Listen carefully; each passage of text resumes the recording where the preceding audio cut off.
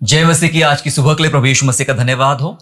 परमेश्वर पिता ने हम सबको फिर एक बार आज यहाँ पर इकट्ठा किया है अपनी सेवा, महिमा और आराधना करने के लिए। विशेष विषय पर प्रभु यीशु मसीह के वचन से हम अभ्यास करेंगे और प्रभु की महिमा करेंगे। और आज हमारा विषय होगा रास्ता और मंजिल। जी हाँ, हमारा विषय है रास्ता और मंजिल। किसी फिल्म का नाम ऐसा लगता है आपको सुनने में, परंतु सच बात तो यह है कि ये परमेश्वर के वचन में से कुछ ऐसी बातें हैं जो आज हमें कुछ समझा रही है, बता रही है। ये बातें जो हमें ये समझाती है कि रास्ता, जीवन में हमारा रास्ता क्या होना चाहिए जिसके द्वारा हम सही मंजिल तक पहुंच सके। ये सारी बातों पर प्रभु यीशु मसीह के वचन से हम लोग बात करेंगे। प्रियो, हर मनुष्य की अपनी एक मंजिल होती है। जी हाँ, हर मनुष्य की अपनी एक मंजिल होती है और वहां उसे पहुंचना है।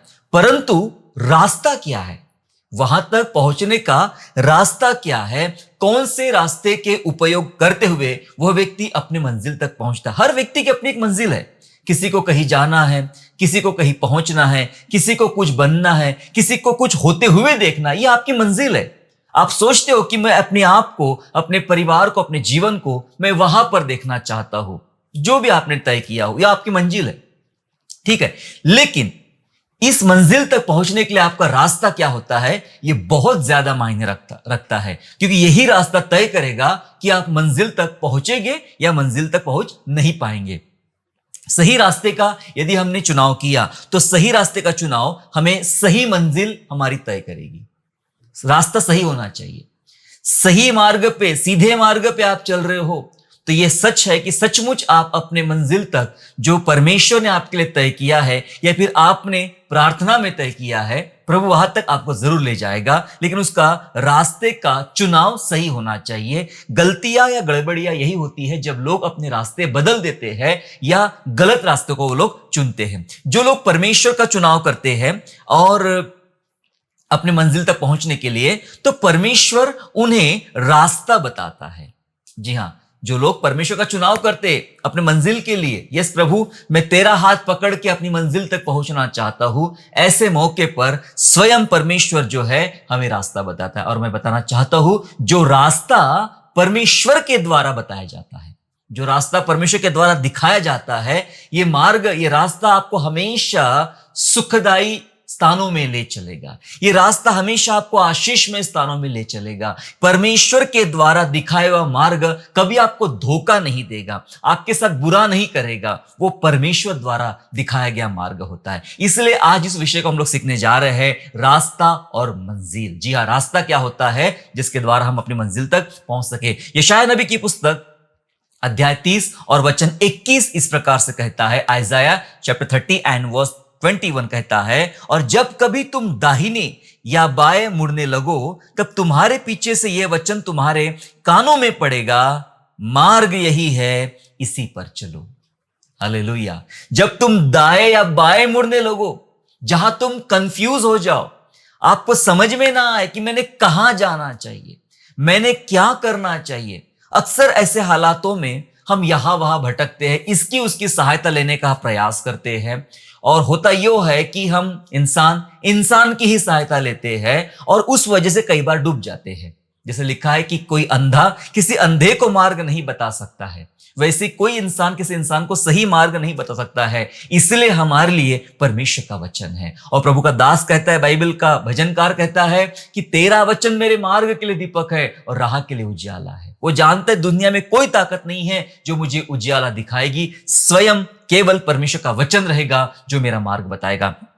यह लिखा है, जब तुम दाएं बाएं मुड़ने लगो, जब आप परेशान हो जाओ, जब आप कंफ्यूज हो जाओ, जब आप चिंता में आ जाओ, आपको कुछ समझ में ना आए मैं दाएं जाऊं या बाएं जाऊं, ऐसा लिखा है वचन में, तुम्हारे कानों में परमेश्वर का वचन पड़ेगा। हालेलुया। अगर आप प्रभु का चुनाव करते हो, प्रभु के तरीके से आप उस रास्ते पे चलते, उस मंजिल तक पाने के लिए, तो वचन सिखाता है तुम्हारे कानों में परमेश्वर का वचन पड़ेगा। और क्या वचन है वो? मार्ग यही है, इसी पे चलो। वो आपको सच्चा मार्ग दिखाएगा और समझाएगा तुम्हें यहां चलना चाहिए।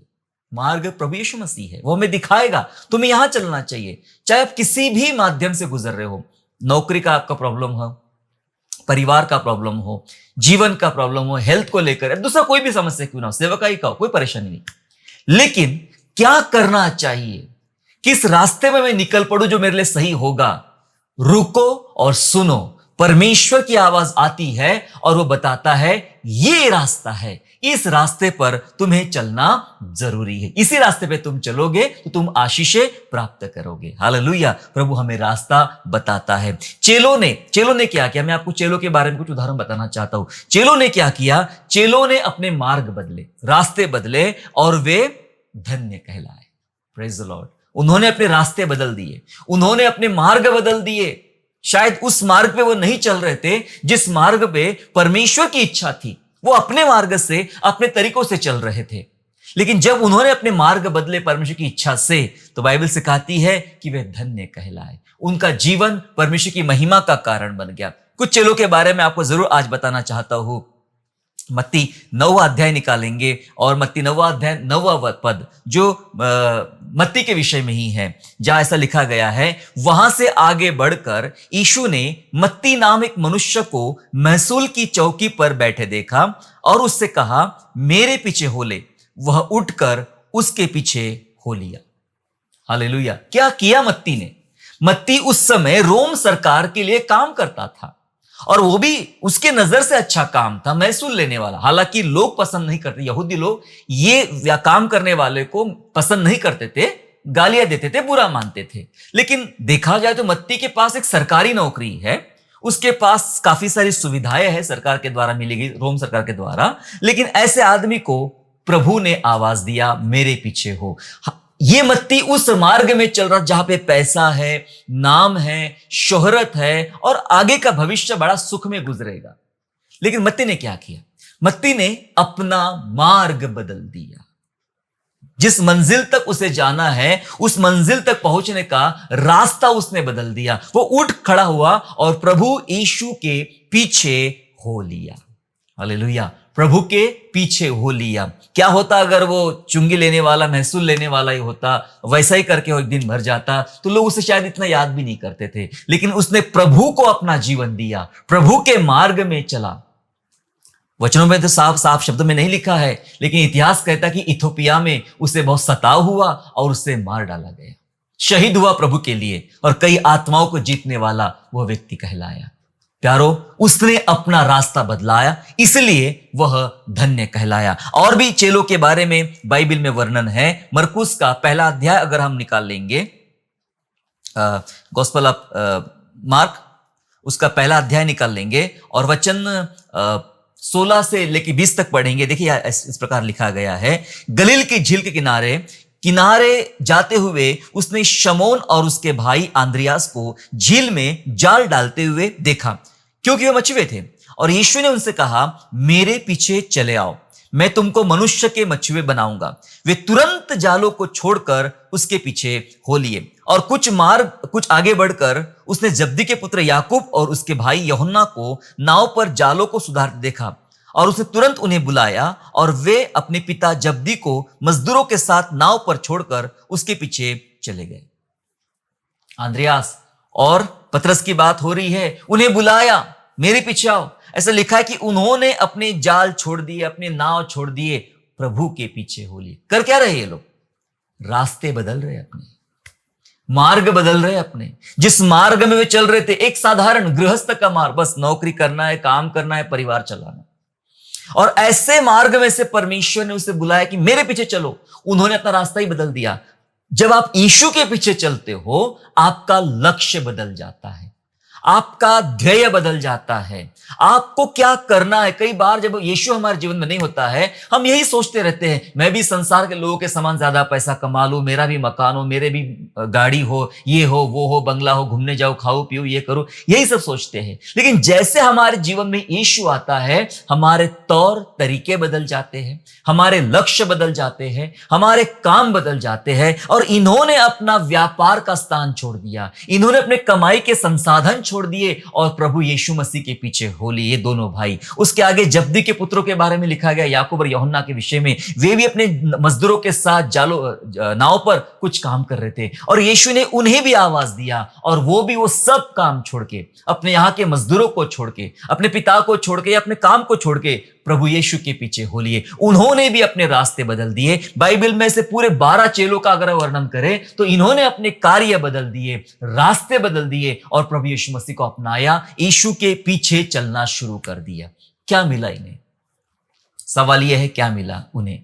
अगर यही सब करते रहते थे जैसा पहले करते थे तो वो एक दिन रिटायरमेंट हो जाता उनका, वे मर जाते और उनके नाती पोते उनको याद करते, ठीक है भाई हमारे थे एक दादा, हमारे थे एक नाना, बस इतना समझ के याद करते थे।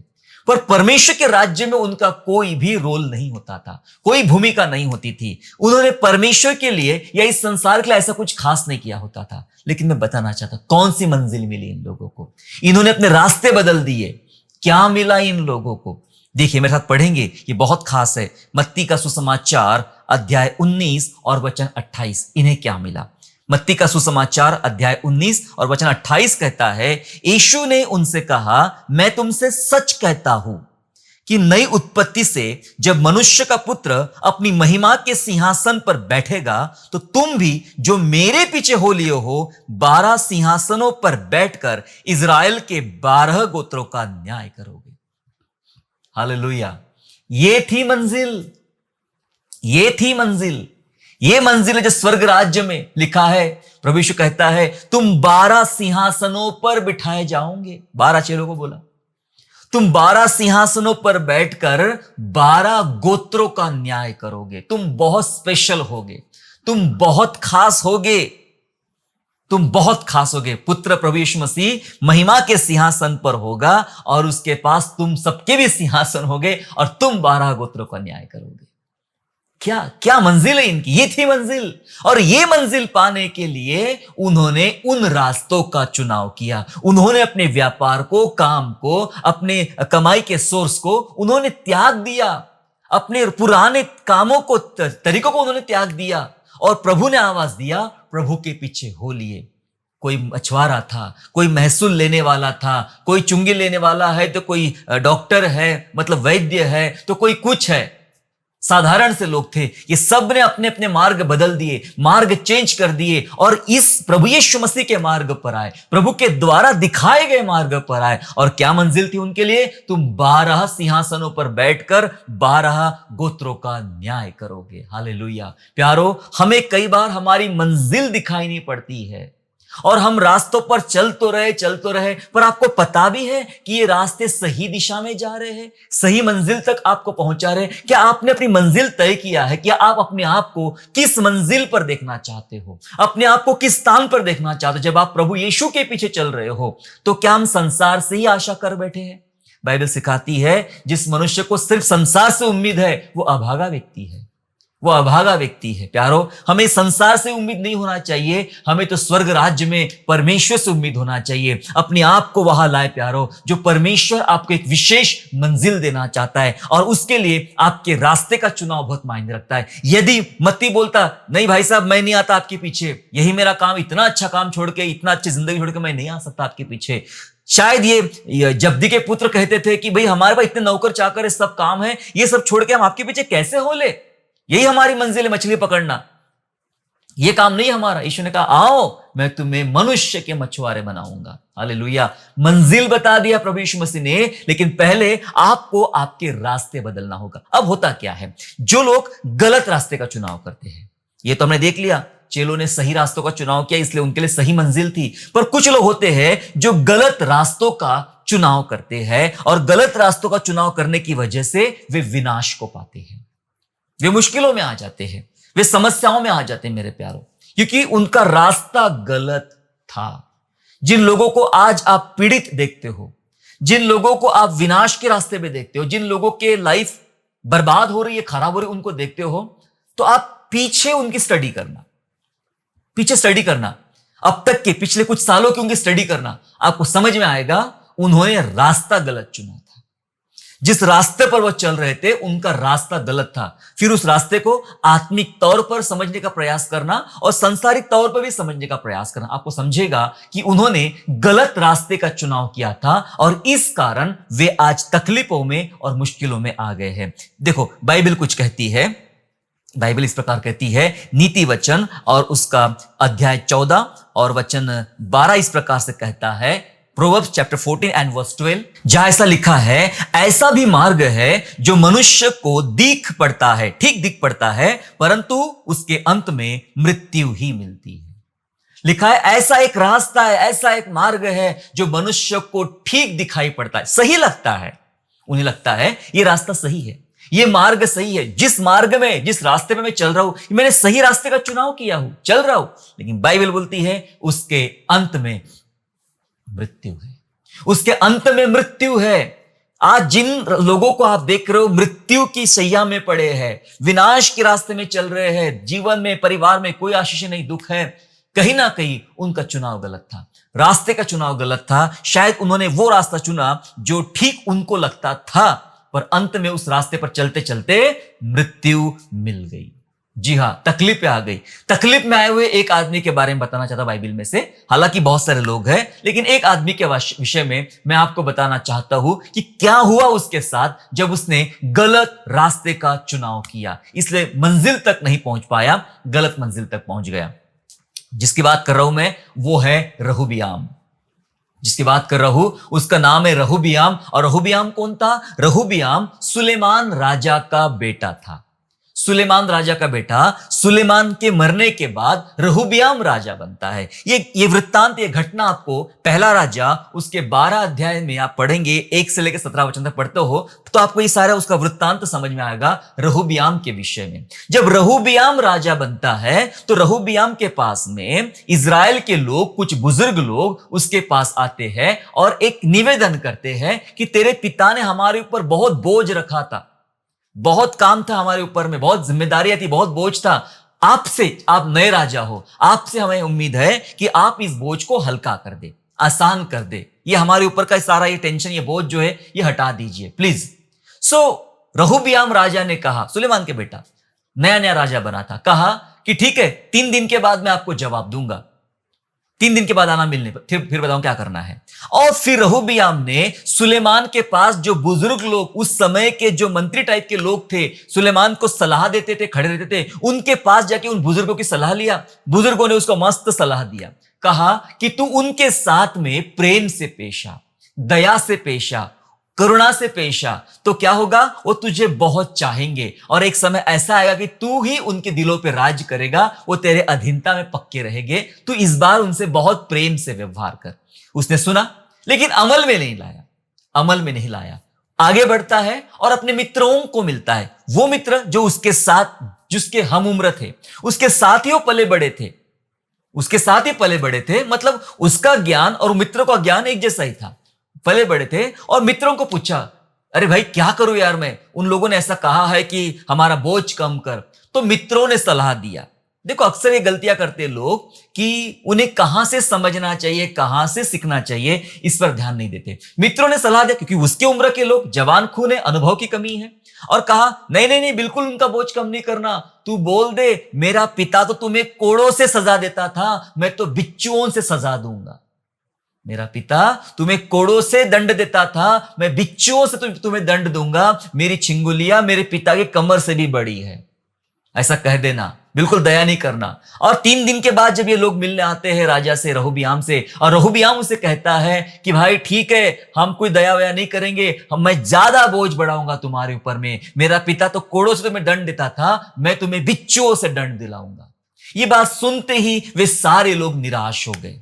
सुनिए हो क्या रहा है यहां पे, वे सारे इजराइल से आए लोग निराश हो गए और कहा कि अब दाऊद के इस घर में, दाऊद के इस देश में अब हमारा क्या रखा गया है, यहां तो हमारी कोई सुनवाई नहीं, कोई सुनने वाला, हमसे कोई प्रेम करने वाला नहीं, और हम लौट चलते हैं। उन्होंने सोचा हम लौट चलते हैं, इसी में हमारी भलाई है। और पता है क्या हुआ, सिर्फ एक कुछ ही बचे कुछ लोग जो थे वो रहूबियाम के पास बच गए, और एक बहुत ही बड़ा झुंड, एक बहुत बड़ा समुदाय इजराइल का टूटकर वो अलग चला गया। ये वो समय था जहां पे इजराइल देश के टुकड़े हो गए, वो बढ़ गया।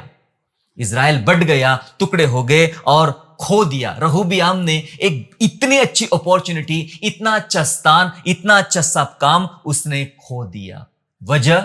वजह उसको ये थी, उसको लगा कि जिस मार्ग पे मैं चल रहा हूं ये ठीक दिखाई पड़ता है, लेकिन उसे पता नहीं था कि इस मार्ग में अंत में मृत्यु मिलने वाली है। क्या गलती है रहूबियाम ने पहली गलती किया, उसने अनुभवहीन लोगों की सलाह मानी। जवानों की जो अनुभवहीन थे उनकी सलाह मानी। आप रास्ता कौन सा चुन रहे हो? क्या आपने भी ऐसे रास्ते चुने हैं? अपने घर के लिए, परिवार के लिए, शादी के लिए, जीवन के लिए? आपके दोस्तों से पूछे। बहुत कम लोग होते हैं जो प्रभु के पास बैठते हैं और प्रभु से पूछते हैं। नहीं, इसने अपने दोस्तों से पूछा, अनुभवहीन लोगों की सलाह मानी, इसलिए राज्य उसके हाथ से चला गया, विभाजित हो गया।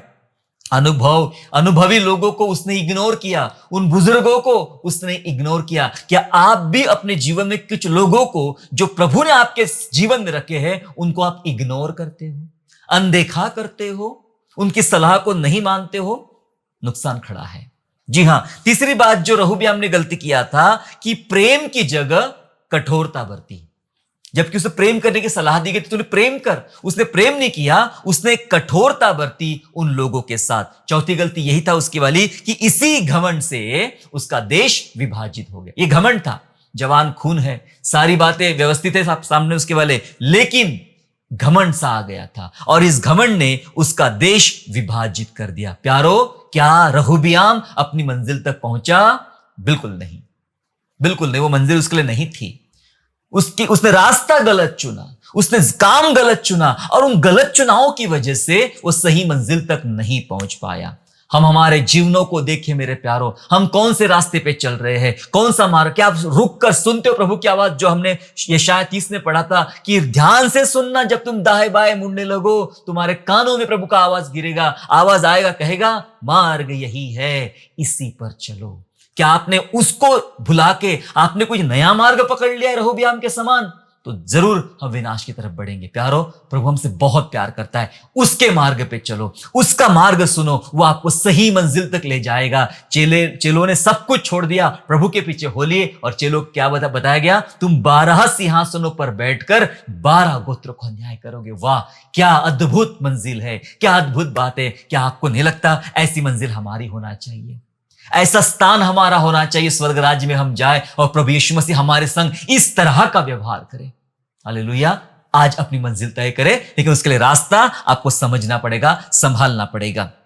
अब दूसरी बात बताए, खत्म करना चाहते जल्दी से मैं। परमेश्वर का भय, परमेश्वर का भय मानने वालों को परमेश्वर अपने मार्ग में चलाता है।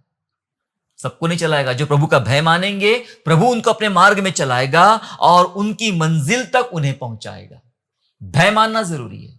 परमेश्वर के भय मानने वालों को ही वो रास्ता बताएगा, सबके सामने नहीं आएगा। जब भय नहीं मानते हो तो कई बार रास्ता भी समझ में नहीं आता। बिलाम की आंखों में लालच आ गया, लालच आ गया। बिलाम तो चलने लगा, पर उससे वो रास्ता नहीं दिखाई पड़ा, रास्ता रोका जा रहा था उसका।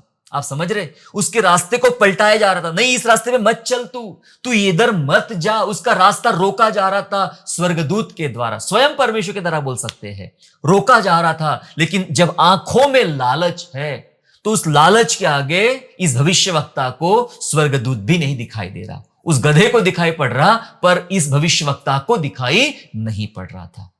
प्यारो, लालच आ गया था। जो परमेश्वर का भय मानते हैं, प्रभु उन्हीं पर अपने मार्ग प्रकट करता है, चलाएगा, दिखाएगा भी। लेकिन यदि आपके आंखों में, आपके मन में किसी भी प्रकार का लालच या बुराई छा गई है, तो शायद ही आप उस रास्ते को देख पाओगे, शायद उस रास्ते को आप समझ पाओगे। वचन पढ़ेंगे हम लोग। वचन में लिखा है, भजन संहिता 25 और वचन 12 में, Psalm 25 and verse 12 कहता है, वह कौन है जो यहोवा का भय मानता है? यहोवा उसको उसी मार्ग पर जिससे वह प्रसन्न होता है चलाएगा।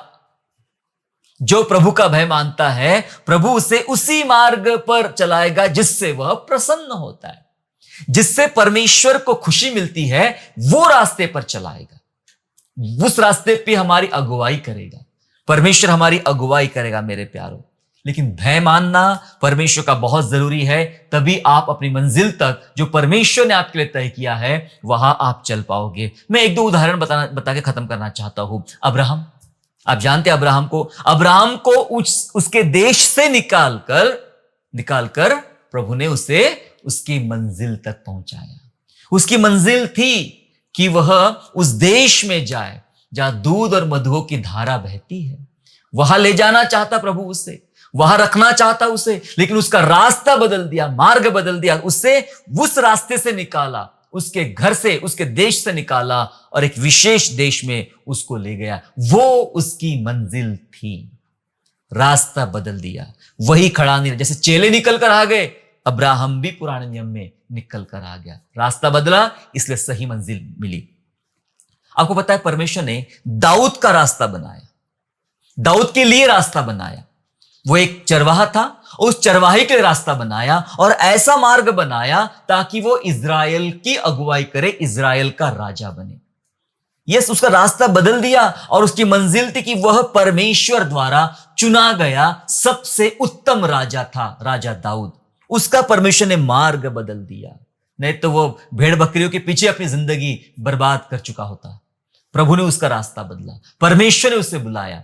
परमेश्वर हम में से प्रत्येक को ऐसा ही बुलाए मेरे प्यारो, लेकिन हमें जल्दी ज्ञात नहीं होता है कि परमेश्वर ने मेरे लिए कौन सा रास्ता रखा है। मूसा को जानते हो, मूसा की परमेश्वर ने अगुवाई किया, मतलब रास्ता बताया। अगुवाई करना मतलब रास्ता बताना।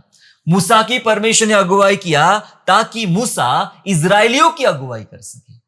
पहले उसको रास्ता बताया, तब जाके मूसा ने परमेश्वर की प्रजा को रास्ता बताया, इजरायलियों को रास्ता बताया। रास्ता बदल दिया गया, कहां से लाया गया और राजमहल ले जाया जाता है, वहां से भी उसे हटाया जाता है। रास्ता परमेश्वर बदल रहा है, तभी तो वो मंजिल तक पहुंच रहा है। हां, मूसा तो अटक गया था एक जगह, क्योंकि एक गलती की वजह से उस मंजिल तक नहीं जा पाया जहां की परमेश्वर ने प्रतिज्ञा किया था। कभी कभी हम बहुत अच्छा चलते हैं, शुरुआत बहुत अच्छी करते हैं हम लोग, हमारे जीवन का शुरुआत अच्छी होती है, हमारे जीवन का मध्यांतर भी अच्छा होता है, अंत अच्छा नहीं होता है। अंत आते आते लोग भूल बैठते हैं कि मैंने क्या करना है। मैं मूसा की बात नहीं कर रहा हूं। मूसा तो वैसे वो कहता कि इन लोगों ने मेरी सेवा खराब किया, उसके लोगों ने बहुत दबाव बनाया, बहुत चिढ़ाया, बहुत समस्या दिया उसको। लेकिन ये एक उदाहरण है हमारे लिए। हम कई बार ऐसे गलतियां कर बैठते हैं, अपनी मंजिलें खो देते हैं। लेकिन सच तो यह है कि परमेश्वर भी चाहता था कि मूसा को उस मंजिल तक पहुंचाए और इसलिए उसके रास्ते बदले। कभी कभी हमारे साथ ऐसा ट्विस्ट कभी हो जाता है, हमें सावधान होना चाहिए। ये उदाहरण, मूसा का उदाहरण सिखाता है हमें सावधान होना चाहिए कि हमारे जीवन से ऐसी कोई गलती ना हो। परमेश्वर ने पौलुस का मार्ग बदला। वो किस मार्ग पे चल रहा था? उसके नजर से वो सही था कि मैं जो कर रहा हूं सरकार के लिए काम कर रहा हूं, मैं जो कर रहा हूं व्यवस्था के अनुसार, बाइबल के अनुसार मैं सही काम कर रहा हूं कि कलीसिया को पकड़ना, अरेस्ट करना, जेल में डालना सही कर रहा था अगर देखा जाए तो नियम के अनुसार। लेकिन परमेश्वर ने उसका रास्ता बदला, पौलुस का मार्ग बदला परमेश्वर ने, ताकि पौलुस बहुतों की जान बचा सके। नहीं तो दमिश्क रोड पे वो जहां जा रहा था वहां से चेंज करके उसे कलीसिया का स्थापन करने वाला, कलीसिया का बनाने वाला बना दिया गया। कितनों के उदाहरण बताओ बाइबल में से जिनके रास्ते परमेश्वर ने बदले और उनके रास्ते बदलने की वजह से उन्होंने सही मंजिलों को पाया है, सही आशीषों को पाया है। प्रियो, क्या आज आपके रास्ते सही है? आपको लग रहा है जिन रास्तों पर आप चल रहे हो क्या वे रास्ते सही है, या फिर रहुबियाम के समान आप कुछ कर रहे हो ताकि आप अपनी मंजिल से भटक जाओ? प्यारो, प्रभु ने हम सबके लिए बेहतर मंजिल रखी है। जो चेलों के लिए बोला गया था, तुम 12 गोत्रों का न्याय करोगे 12 सिंहासन पर बैठकर, हमारे लिए भी ऐसा ही कुछ है। बहुत बड़ी बड़ी प्रतिज्ञा है हमारे लिए बाइबल में, प्रकाशित वाक्य में और पूरे पुस्तक में, पूरी बाइबल में हम पढ़ने को मिलता है। बहुत बड़ी बड़ी प्रतिज्ञा है। सवाल एक ही है, रास्ता क्या है?